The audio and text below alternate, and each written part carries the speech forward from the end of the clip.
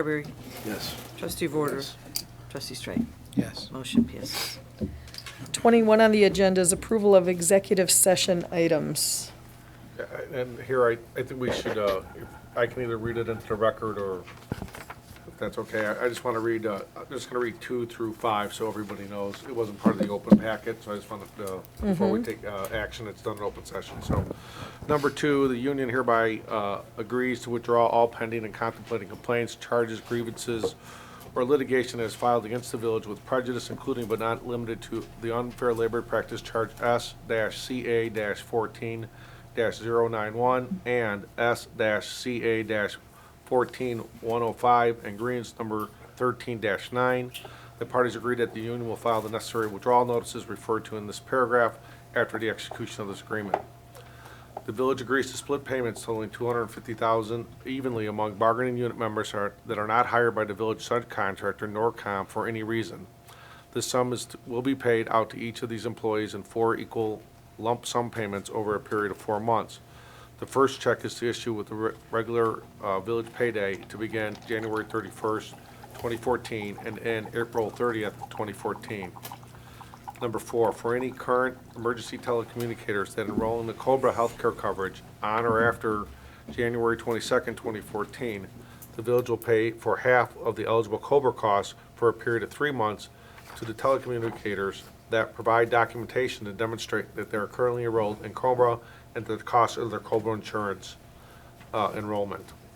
The village, number 5, the village agrees to pay the difference in the employee's health insurance contribution costs for any current telecommunicators that are hired by Norcom for the difference in the cost between the employee's current contribution costs for the village health insurance and the employee's contribution costs for the Norcom health insurance.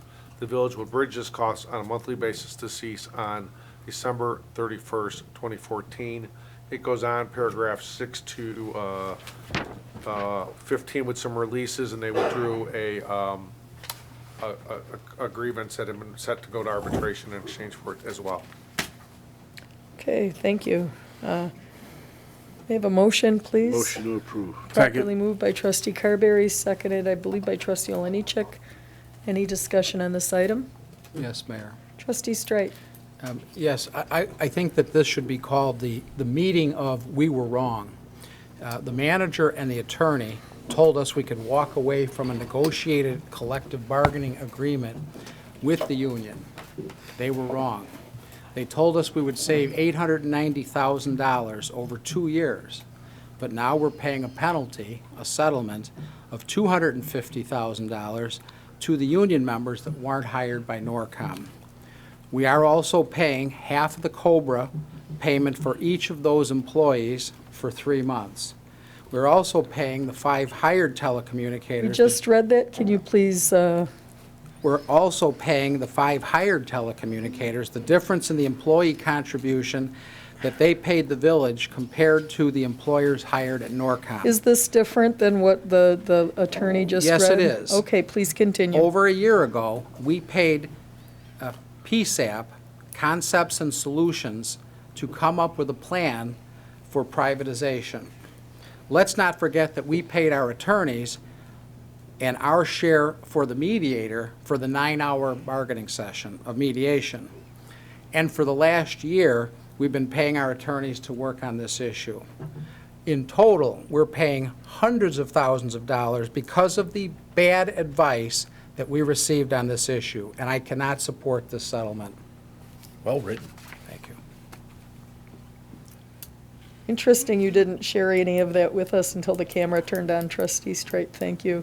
And any other comments on this item? Yes, Larry. Given the hour, I'll keep it brief, but I think I would be remiss if I didn't share with the board and with our president. We've always said we're a fair employer, and we worked very hard under the law with the presence of a mediator who, in my opinion, did an outstanding job trying to bring both parties together and come up with a fair solution, because that's how the village operates. And that was approved and that was executed by the representatives of the union, which you have before you for your consideration tonight and what you'll be voting on. I must tell you that it makes it very difficult for a manager and your village attorney as chief negotiator to negotiate when there's a divided board. And when there's a message that's given to employees that the message is not really the factual message. And that leads to consequences, in this case, economic, quite frankly. That's all I have, Mayor. And if I could, just on the likelihood of success, I don't think I ever said that, had we litigated this to the eventual end, that we would have lost this case. It is still my belief now that had we gone forward and litigated this all the way, we would have been proven right at the end of the day before the labor board and the, any other appeals from there. Proven right that we could fire people under a Trustee union Straight? contract? Are you kidding? That's my opinion. Please recognize the chair if you have comments. Trustee Straight, thank you. Any other comments? Obviously, they saw weakness. I got one Trustee comment. Desmond? Now, as an attorney, I don't know if you can talk about this or not, but during the course of this, I seen the disciplinary record of some of these dispatchers, and I'll be honest with you, it was atrocious. It's no wonder that they weren't hired by the new company. Sending people to the wrong addresses. I don't want to go into that. It's after the fact. I've just, based on what else went on today, I think that's something that needs to be discussed. Thank And you. hopefully this is the end of it. It'll never again have to be discussed. But I will say that the union never brought up in the mediation with the state mediator that was sent here from Springfield from the labor board that they thought they could have their jobs back or there was a contract. We only talked about negotiation. I think that was reflective of some of their work habits and things that had gone on. They weren't fighting for their jobs. They were only fighting to settle the contract and to get, we were here to help them bridge the gap. And I think that's what we were trying to do, is to help some of these folks on their way out the door. And that's called effects bargaining at the end of the contract. That's Yeah, correct. and again, Make sure you Wha- write that. if I could, President and Board, one thing that Pat O'Donnell has provided to this board that I think is just immeasurably valuable is thinking over multiple years from a planning and strategic and financial standpoint. That's the discipline he has from his background in the private sector. And he's been immensely, I think, helpful to staff, and we've enjoyed that relationship. This decision you're making is a long-term decision.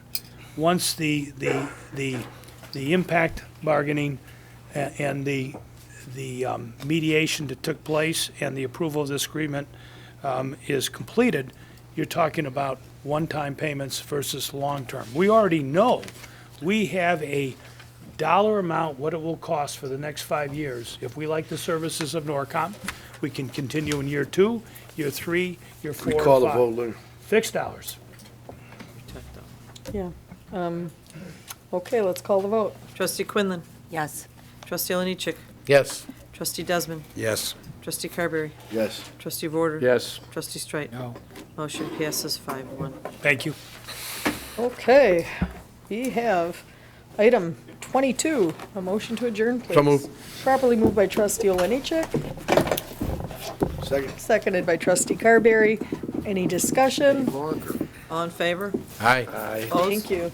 Motion passes.